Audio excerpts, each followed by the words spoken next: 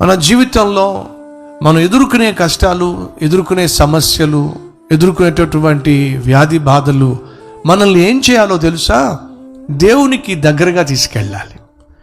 అందుకే సాధారణ ఒక మాట అంటారు, problems will make a person whether bitter or better.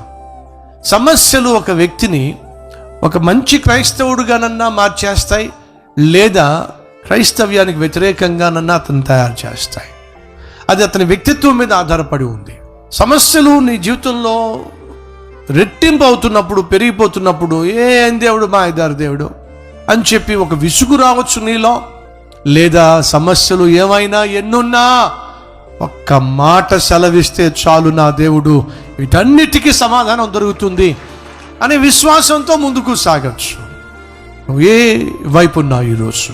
విసిగిపోయేటటువంటి వ్యక్తిగా ఉన్నావా, లేక విశ్వాసముతో దేవుని వైపుకు తిరిగేటటువంటి ఆత్మీయుడిగా ఉన్నావా?